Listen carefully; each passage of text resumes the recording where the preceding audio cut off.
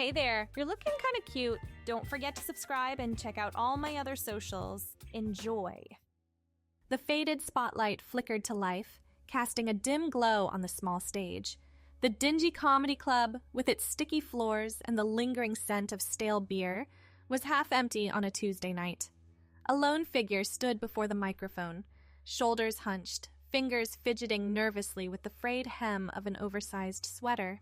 So, anyone here ever feel like they're wearing someone else's skin?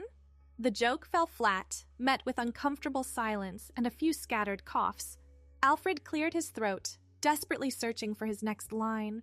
Yeah, me neither. Guess I'll just keep mine on then. Another beat of silence. A chair scraped against the floor as someone headed for the exit. Alfred's eyes darted to the glowing exit sign above the door. It beckoned, promising an escape from this humiliation. But he'd promised himself. One more try. One last shot before throwing in the towel on his comedy dreams. Tough crowd tonight, he muttered into the mic, earning a single pity chuckle from the bar. Almost as tough as my mom when I told her I wanted to be a comedian. She said, "Honey, you can't even tell a knock-knock joke without forgetting who's there." Few more laughs this time, but still painfully sparse. Alfred's palms grew sweaty as he gripped the microphone stand. He'd spent weeks crafting this set, poring over every word, every pause, every inflection. And yet here he stood, bombing spectacularly. Speaking of my mom, he continued, desperation creeping into his voice. She's always trying to give me fashion advice. Says I dress like a colorblind hobo. But hey, at least hobos have a sense of style, right? The audience remained stubbornly unimpressed. Alfred's gaze fell to his scuffed sneakers, wondering how quickly he could make it to the door if he just bolted now. But then a glimmer of an idea sparked in his mind. A crazy, potentially disastrous idea. But at this point, what did he have to lose? You know what, he said, straightening up. My mom might be onto something. Maybe it's time for a little wardrobe malfunction. With that, Alfred ducked behind the ratty curtain at the back of the stage. The audience murmured in confusion, a few people shouting half-hearted heckles, but their jeers turned to gasps of surprise when Alfred re-emerged a few minutes later. Gone was the baggy sweater and ill-fitting jeans.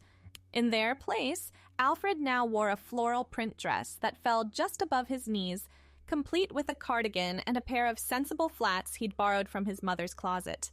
He'd hastily applied some lipstick and mascara, transforming his appearance entirely. "Ladies and gentlemen," he announced in a higher-pitched voice, "please welcome to the stage, Alfredina." The crowd erupted in laughter and applause, caught completely off guard by the unexpected turn. Alfred, now Alfredina, felt a surge of adrenaline course through his veins. For the first time all night, he had their full attention. "Oh, honey," he crooned, settling into a surprisingly natural feminine persona. "You should see the look on your faces." Almost as shocked as my dad was when he caught me trying on Mom's wedding dress. I told him I was just practicing for the big day, in case the bride got cold feet and they needed a stand-in. The audience howled with laughter. Alfred felt a rush of exhilaration, feeding off their energy. He launched into a series of rapid-fire jokes, each one landing better than the last. The once tepid crowd was now hanging on his every word, their earlier indifference replaced by genuine enthusiasm. As the set drew to a close, Alfred felt a strange reluctance to step off stage. He'd never felt so alive, so himself. The applause washed over him like a warm embrace, and for a moment, he forgot about the scratchy fabric of the dress or the pinch of the too small shoes. "Thank you, darlings," he said with a little curtsy. "You've been absolutely fabulous. Remember, if life gives you lemons, make lemonade.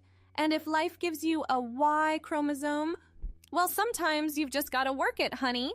With one final wave, Alfred disappeared behind the curtain. His heart was pounding, hands shaking as he changed back into his regular clothes. What had just happened? It was supposed to be a desperate gimmick, a last-ditch effort to salvage a failing set, but something about it had felt right. The club owner approached him as he emerged from backstage, still removing the last traces of makeup.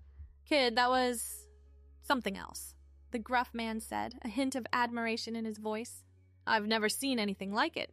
You've got a unique angle there. Keep working on it, and I might be able to book you again next month. Alfred nodded, barely registering the words. His mind was reeling, replaying every moment of the performance. The laughter, the applause, the feeling of finally being seen. It was intoxicating. As he stepped out into the cool night air, Alfred felt like a different person. The city streets seemed brighter somehow, full of possibility. He clutched his mother's borrowed clothes to his chest, knowing he should feel embarrassed or ashamed. But all he felt was a burning curiosity and an ache to explore this newfound part of himself. The walk home was a blur, his thoughts a whirlwind of confusion and excitement. By the time he reached his mother's modest apartment, where he'd been crashing since his last temp job fell through, Alfred had made a decision. He needed to talk to her, to try and make sense of the tornado of emotions swirling inside him. He found her in the kitchen, heating up a late-night cup of tea.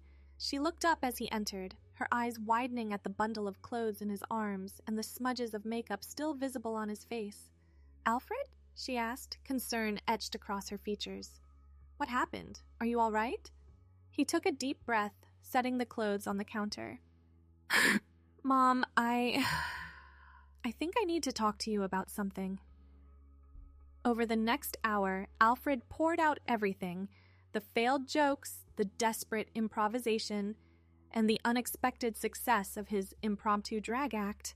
His mother listened intently, her expression shifting from confusion to understanding to something Alfred couldn't quite read.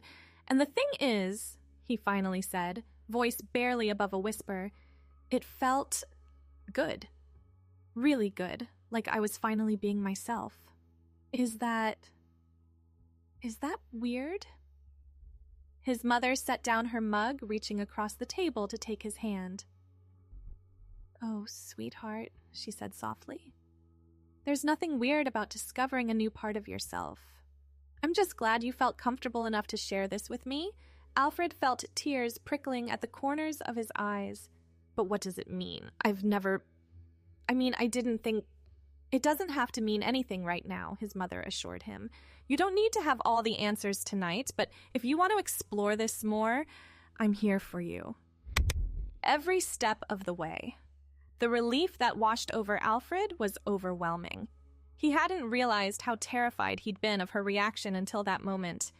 "Thanks, Mom," he managed, his voice thick with emotion. She squeezed his hand, a mischievous glint in her eye. "Now, about those clothes you borrowed, I think we might need to go shopping. If you're going to do this again, you can't keep raiding my closet. A girl needs options, you know." Alfred laughed, the tension of the night finally breaking. "You're the best, Mom. I don't know what I'd do without you." As they continued to talk into the early hours of the morning, Alfred felt a sense of peace settle over him. He didn't have all the answers yet, but for the first time in a long time, he felt like he was on the right path. Over the next few weeks, Alfred threw himself into developing his new act. With his mother's encouragement, he began exploring different styles and personas, each one allowing him to express a different facet of his personality. The once struggling comedian was now booking regular gigs, drawing crowds with his unique blend of humor and gender-bending performance. But as the weeks turned into months, Alfred found himself spending more and more time as his female alter ego, even when he wasn't on stage. At first, it was just little things, painting his nails, wearing more androgynous clothing.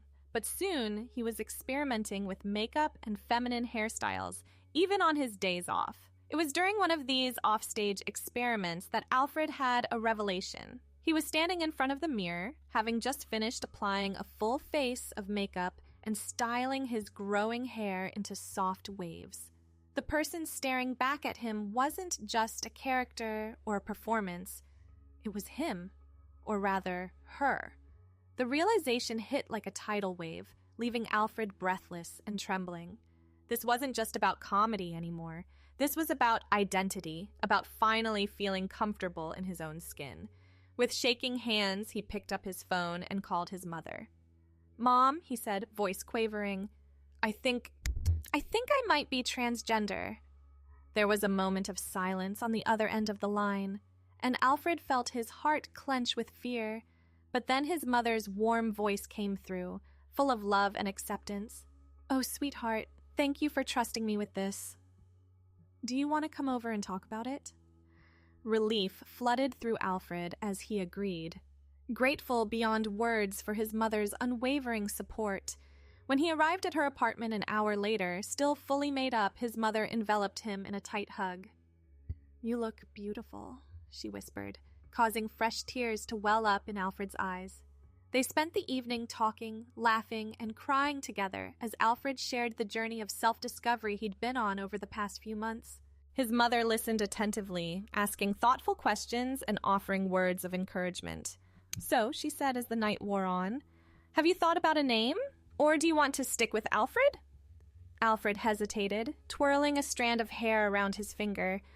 "I've been thinking about May? What do you think?" His mother's face lit up with a warm smile. "May, it's perfect. It suits you." From that moment on, May began her transition in earnest. With her mother's unwavering support, she started hormone therapy and began the process of legally changing her name and gender marker. The comedy act evolved, becoming less about shock value and more about sharing her experiences as a trans woman with humor and heart. One afternoon, several months into her transition, May's mother surprised her with a special outing. "We're going to get you a proper makeover," she announced, eyes twinkling with excitement. "New clothes, professional makeup, the works. What do you say?" May felt a surge of emotion, touched by her mother's enthusiasm. "That sounds amazing, Mom. Thank you." They spent the day going from boutique to boutique, trying on countless outfits and laughing together like schoolgirls. May marveled at how natural it felt, how right. This was the mother-daughter relationship she'd always longed for, even before she understood why. As they sat in the chair at a high-end salon, watching a stylist transform May's hair into a cascade of soft curls, her mother reached out and squeezed her hand. "I'm so proud of you, sweetheart," she said, eyes glistening with unshed tears. "You've come so far, and you're so brave." May felt her own eyes well up, overwhelmed by the love and acceptance radiating from her mother. "I couldn't have done it without you, Mom. You've been my rock through all of this." The stylist put the finishing touches on May's hair, and she turned to face the mirror. The woman staring back at her took her breath away. Gone was any trace of Alfred, replaced by a confident, radiant woman with a megawatt smile. "Oh, honey," her mother breathed. "You look absolutely stunning." May stood, smoothing down the fabric of her new dress. For the first time in her life, she felt truly, completely herself. "I feel stunning," she said, her voice filled with wonder and joy. As they left the salon, arm in arm, May felt a sense of peace settle over her. The journey ahead wouldn't always be easy, she knew. There would be challenges and obstacles to face. But with her mother by her side, and the strength she'd discovered within herself, May was ready to face whatever came her way. She looked up at the clear blue sky, feeling the warm sun on her face. The world seemed brighter somehow, full of endless possibilities.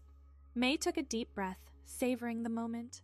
"Ready to take on the world?" her mother asked, giving her arm a gentle squeeze. May nodded, a determined smile spreading across her face. "More than ready. Let's go show them what we've got." As they walked down the bustling city street, heads turning to admire the confident woman in the stylish new outfit, May felt a sense of excitement bubbling up inside her. This was just the beginning of her journey, and she couldn't wait to see where it would take her next. The comedy club was packed, the air electric with anticipation. Word had spread about May's unique performances, drawing a diverse crowd eager to see her in action. As she stood backstage, adjusting her dress and taking deep breaths to calm her nerves, May couldn't help but marvel at how far she'd come. Gone was the nervous, self-doubting Alfred who had once bombed on this very stage. In his place stood May, confident and radiant, ready to share her truth with the world through laughter and wit. The MC's voice boomed through the speakers. Ladies and gentlemen, please put your hands together for the fabulous, the fierce, the funny, May. As May stepped into the spotlight, the audience erupted in applause. She beamed, drinking in their energy, feeling more alive than ever before. "Well, hello there, darlings," she crooned into the microphone, her voice rich with warmth and humor. My, what a gorgeous crowd we have tonight. You know, I used to be terrified of public speaking, but then I realized, hey, I spent years pretending to be a man. After that, standing on stage in heels is a piece of cake. The crowd roared with laughter, and May felt that familiar rush of exhilaration. This was where she belonged, using her experiences to bring joy and understanding to others. As her set continued, May wove together hilarious anecdotes about her transition with poignant moments of self-reflection. She had the audience in the palm of her hand, alternating between fits of giggles and moments of thoughtful silence. "You know, the hardest part of transitioning wasn't the hormones or the legal paperwork," she confided, her tone becoming more serious. "It was learning to love myself, to embrace every part of who I am. But let me tell you, once you figure that out, it's like finally putting on a pair of shoes that fit after years of stumbling around in clown shoes. And let's be honest, I've worn some pretty questionable shoes in my day." As the laughter subsided, May noticed a few audience members wiping away tears. She felt a surge of emotion, realizing the impact her words were having.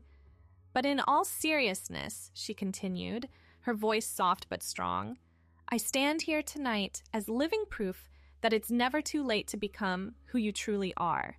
So whether you're questioning your gender, your career, or just your choice in hairstyle, embrace the journey. Trust me, the view from the other side, it's pretty spectacular." The applause that followed was deafening. May took a bow, blowing kisses to the audience as she exited the stage. Her heart was pounding, but not from nerves, from pure, unadulterated joy. As she made her way to the dressing room, May was stopped by a young person with tears in their eyes. "Thank you," they said, voice trembling. "Your story. It gives me hope. I've been struggling with my own identity, and hearing you speak tonight, it means more than you know." May felt a lump form in her throat. She pulled the young person into a gentle hug. "Oh, honey," she said softly, "your journey is your own, but you're never alone. Keep being true to yourself, and you'll find your way." After changing out of her stage outfit, May emerged from the club to find her mother waiting for her, beaming with pride. "You were amazing up there, sweetheart," she said, pulling May into a tight embrace. May hugged her back, feeling overwhelmed with gratitude. "I couldn't have done any of this without you, Mom. Your love and support, it's meant everything."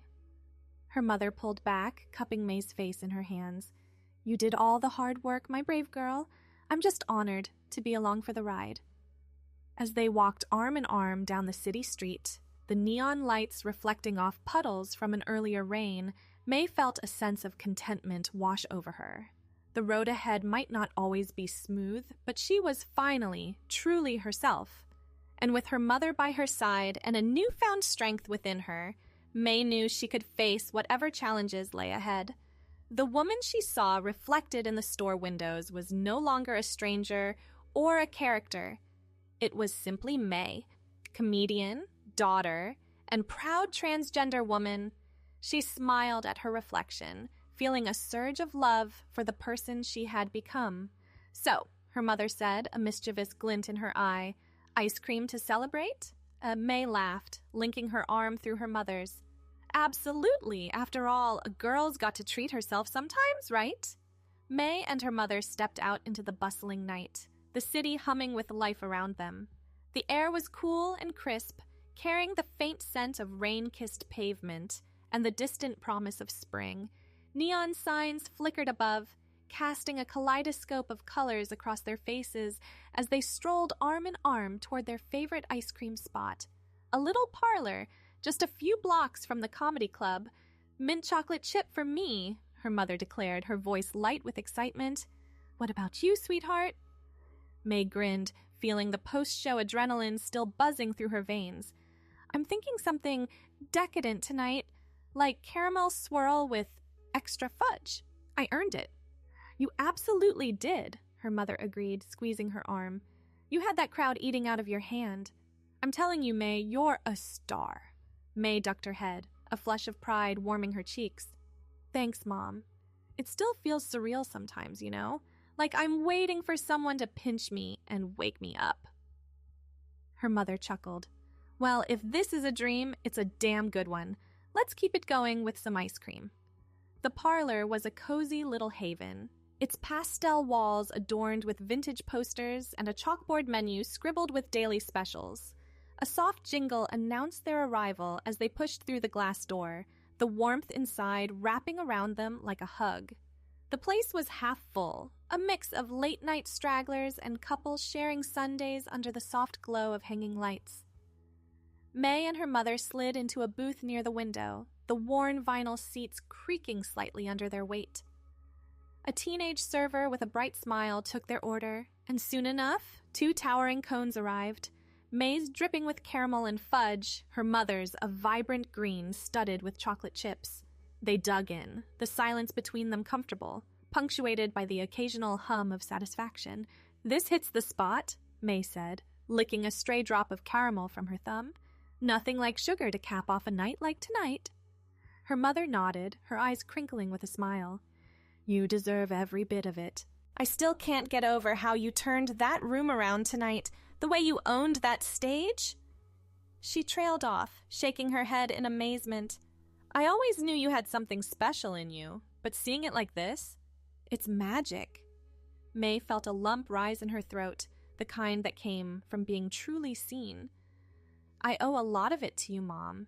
You've been my biggest cheerleader from the start. Oh, hush, her mother said, waving a hand dismissively, though her eyes shone with emotion. You're the one doing the work. I'm just here to clap and eat ice cream. They laughed, the sound mingling with the chatter around them. For a while, they sat there, savoring their treats and swapping stories about the night, May recounting a particularly loud heckler she'd shut down with a quip, her mother chiming in with her own observations from the audience. The world outside the window blurred into a soft mosaic of lights and shadows, and May felt a deep, quiet contentment settle into her bones. That was when the bell above the door jingled again, and a familiar voice cut through the hum of the parlor. May, oh my God, is that you? Thanks for watching. The rest won't be viewable on YouTube, so check out Patreon if you want more.